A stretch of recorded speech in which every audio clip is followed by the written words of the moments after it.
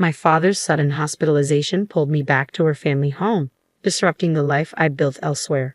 But upon my return 2 months later, I was greeted not by my husband but by a stranger. Stunned and disoriented, I struggled to comprehend the surreal scene unfolding before me. Who was this woman invading my space, and why was she here? Then my husband materialized, delivering the bombshell I never saw coming. "We've been divorced for 2 months," he announced coolly, adding insult to injury by revealing his plans to sell our home and claim the proceeds as alimony. Anger surged within me, boiling over at his callousness and self-interest. As his words sank in, a fierce determination ignited within me. "You have no idea what's coming," I seethed silently, vowing to reclaim control of my life. "I'm Kathy, aged 42, and it's been 3 tumultuous years since I hurried into marriage on the cusp of 40.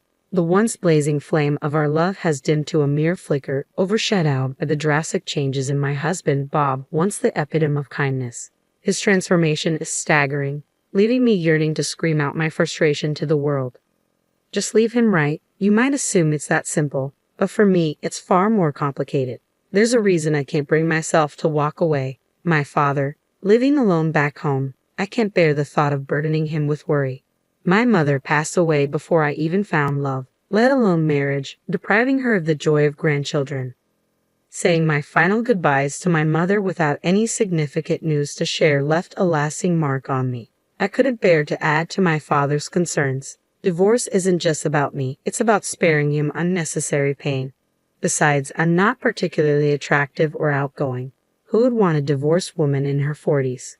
If I end things, it's game over. So I resign myself to endure, repeating this mantra to quell any thoughts of leaving.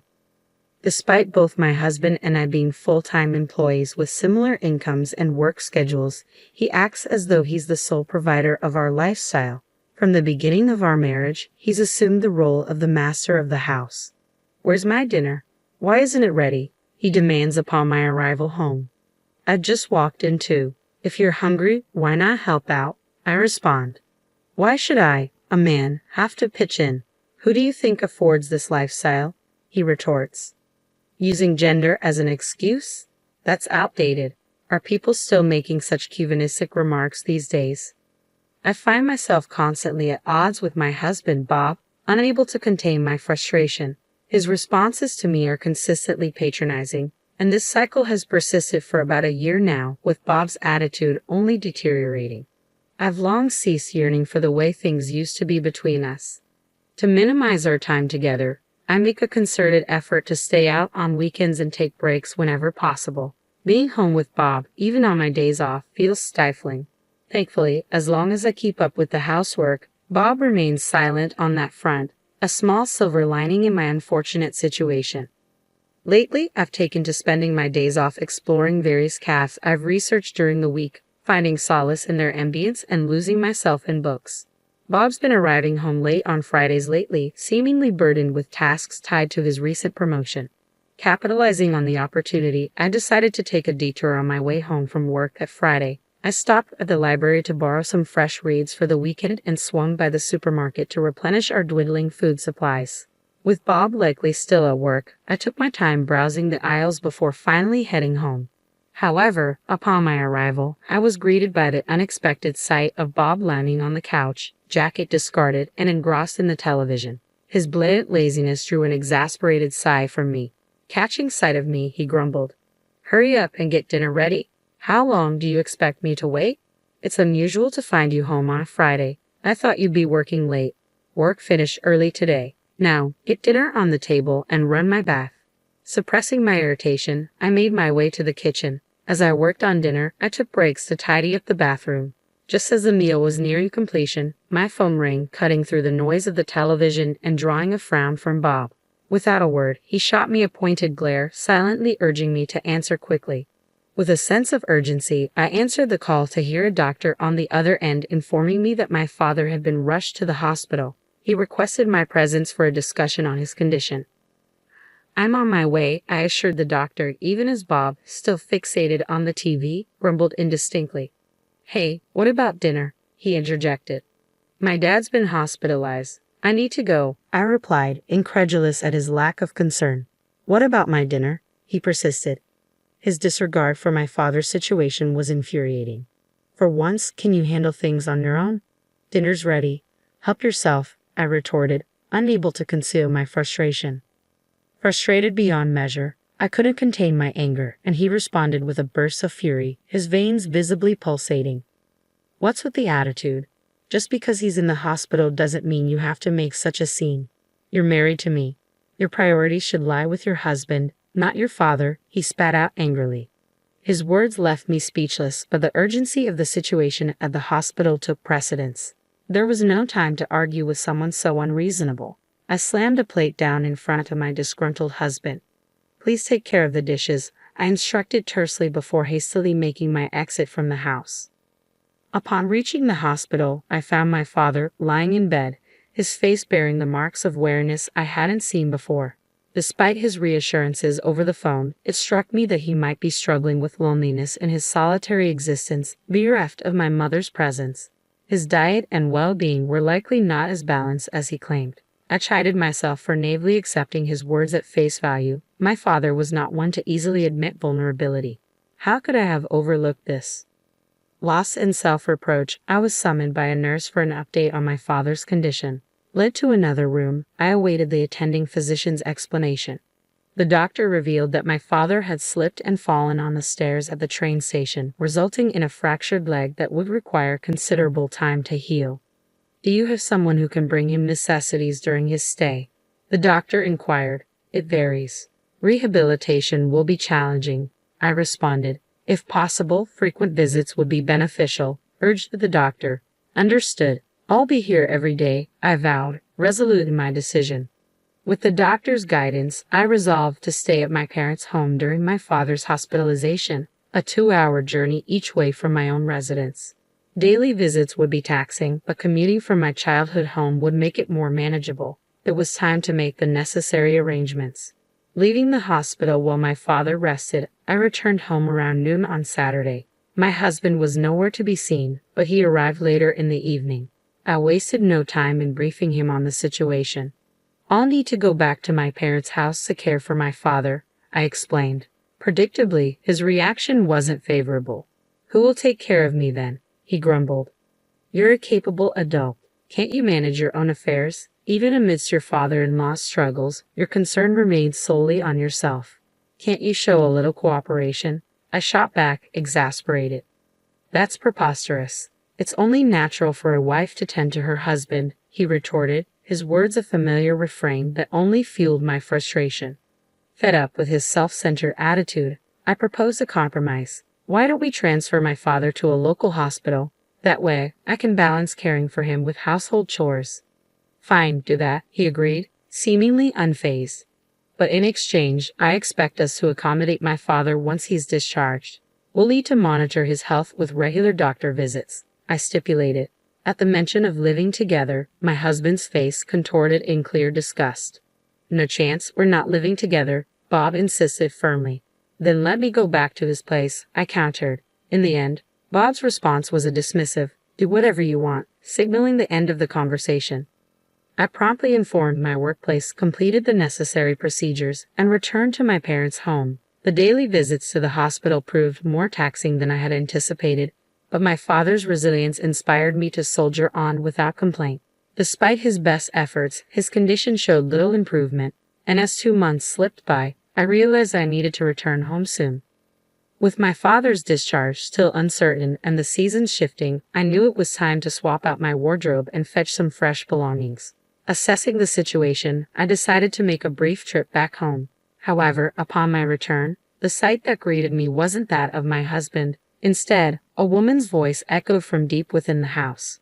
Bob, are you back? I called out upon my return, only to be met with silence.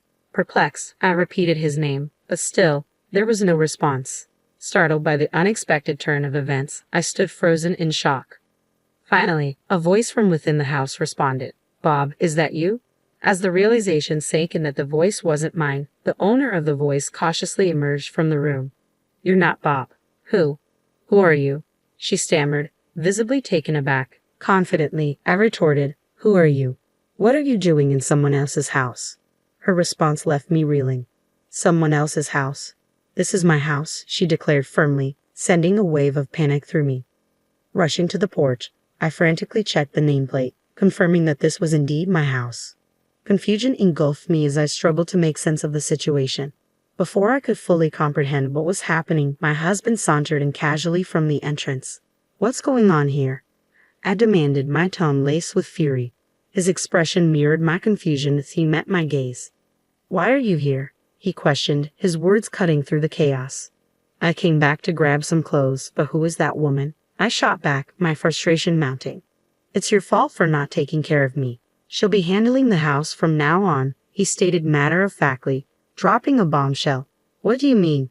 We got divorced 2 months ago," he revealed, shattering the last semblance of normalcy. "To divorce? What are you talking about? I haven't heard anything about this," I protested, stunned by the revelation. "Of course you haven't. I made all the decisions myself," my husband replied coolly, his tone devoid of remorse. What do you mean?" I stammered, struggling to comprehend the gravity of his words. "We're getting divorced. I already started making arrangements. And as for the house, I plan to sell it soon. I'll be taking the proceeds as alimony," he declared, his words hitting me like a freight train. "But this house isn't solely yours. It's in both our names. I'm entitled to half of it," I insisted, desperation creeping into my voice. "It's your own fault for neglecting your responsibilities around the house. Give me all the proceeds from the sale," he retorted, his words dripping with contempt. "I haven't even signed the divorce papers yet, and yet you're already treating us as divorced. Regardless, if that's what you want, then fine. Gather your belongings and leave immediately," I asserted, my voice tinged with disbelief and frustration. "That's a selfish thing to say," my patience wore thin, snapping at his callousness. "You don't understand anything," I added, my tone firm with conviction. He regarded me with skepticism. "What's left to discuss?" "Property division," he scoffed. "It's your own fault for failing in your duties as a wife. Even if you try to fight it legally, you'll lose. It's a waste of time," he dismissed callously. "Property division. So now you know about that term. Are you mocking me?" I retorted, my indignation mounting. "That's enough. If that's how you want it, I'll gather my things and go," I declared, resolved to put an end to this conversation. I retreated to my room, swiftly packing my belongings. As I busied myself, a sweet voice called out from the other room, "Bob." "Who's this older woman?" "She's just my ex-wife, here to collect her things," Bob's voice explained from the living room. "Ah, good. I was afraid she'd demand you back," the woman responded in a jesting tone, followed by laughter. Their laughter echoed through the house, piercing through my heart. She knew he was married and yet pursued him anyway. "Just you wait," I muttered under my breath as I packed my belongings, a vow forming in my mind. Returning to my parents' home with my belongings, I wasted no time. I visited the local office and then sought out a detective agency to request an investigation into his infidelity. There was much to be done, and I braced myself for the busy days ahead. Weeks later, my phone rang. Answering it, I was greeted by Bob's enraged voice. "Hey, you, what have you done?" "The alimony you demanded, $100,000. That's outrageous. I've consulted a lawyer about your actions. I'll settle for $100,000. Isn't that generous enough?" he demanded, his words dripping with anger and disbelief. "Huh? Where did your sense of financial responsibility disappear to? Are you going crazy from the shock of our divorce?" I could almost see him standing defiantly, his arrogance fueling my determination to bring him down a peg. Taking a deliberate detour, I responded, "If you refuse to pay, that's your decision. But mark my words, someone as concerned with appearances as you will end up paying alimony." As predicted, Bob's frustration boiled over. "Stop talking nonsense. You sound like you're eager for alimony. A wife shouldn't have to pay a penny to her ex-husband. Just because you're single now doesn't mean you should resent married people. How greedy can one woman be? That's why we got divorced." "Wife, huh? So you're already considering that other woman your wife?" I retorted sharply. "Perhaps you should watch what you say before mocking others. Remember, I could take you to court if I wanted to." "What? What did you just say?" The app seemed momentarily stunned by the mention of court. "Hey, what crime are you accusing me of? I married my current wife after our divorce. I haven't done anything wrong," Bob retorted defensively. "Sorry to disappoint you, but I've already conducted an investigation into your affair. I hired a detective and I have all the evidence, so don't bother trying to deny it, I countered firmly. What? Bob fell silent, but I pressed on. You've been involved with her for over a year now, haven't you? However, unfortunately, having an affair isn't considered a crime, I stated matter-of-factly. Then why did you mention taking me to court? You just said cheating isn't a crime, Bob protested, confusion evident in his voice. Don't you realize that filing for divorce without the other party's consent is a crime? I responded pointedly. As Bob remained silent, I pressed forward. What you did amounts to forgery of a legal document, a serious offense. Did you really think that wouldn't catch up with you? Using someone else's signature to submit divorce papers without their consent is clearly a reckless move. That's because you abandoned me for months. That's why I filed for divorce. I did nothing wrong. It's all on you, Bob retorted defensively. Really? You conveniently filed for divorce just 1 week after I moved back to my parents' house. According to the private investigator's report, you claimed I abandoned you for months. Does that make sense to you? We were already divorced, so legally, I wasn't your wife anymore, I countered, my voice edged with frustration. Bob was at a loss for words, but I pressed on. Seriously, what kind of grown man blames his divorce on his spouse not taking care of him? Get real? Take care of yourself. I'm not your personal caretaker. But a wife is supposed to take care of her husband. How else were we supposed to make ends meet? Bob interjected, clinging to his outdated beliefs. What era are you living in? Your salary is pretty much the same as mine, and we split the bills 50-50. Who do you think should be thankful for the life you've been living? I snapped, unable to contain my frustration. I wasn't stopping now. Without waiting for his response, I laid all my cards on the table. I'll sue you for forgery if you don't cough up $100,000 as compensation. If you want to avoid that, just pay up. And don't think your mistress is off the hook. But make sure to get proper compensation from her too. Plus, I'll take half of the house sale and our joint savings as part of the property division. Whoa, hold on. If things go that way, I'll be left with almost nothing. She doesn't even work and I have to support her. Bob pleaded, panic seeping into his voice. Do you think I care? I can sue you for forgery and for infidelity. Should I just do both if you're going to keep whining? I threatened. Fear evident in his silence, Bob abruptly hung up. Always concerned about his public image, he chose to pay the compensation without taking it to court. He ended up having to pay the compensation claims from his mistress as well. Between the property division and the compensation for his mistress, Bob was left with nothing. He struggled to make ends meet, living each day on the edge. To make matters worse, word of his affair spread at his company, subjecting him to uncomfortable stares and judgmental whispers from his colleagues. Unable to quit his job, Bob began to vent his frustration on his new wife. Their once loving relationship quickly deteriorated, devolving into constant arguments. Their relationship was now reportedly at its worst. Meanwhile, I requested a transfer to a branch near my parents' house. My father was discharged from the hospital without any complications, and we settled into a peaceful life together. I am committed to showing my filial piety by taking good care of him from now on.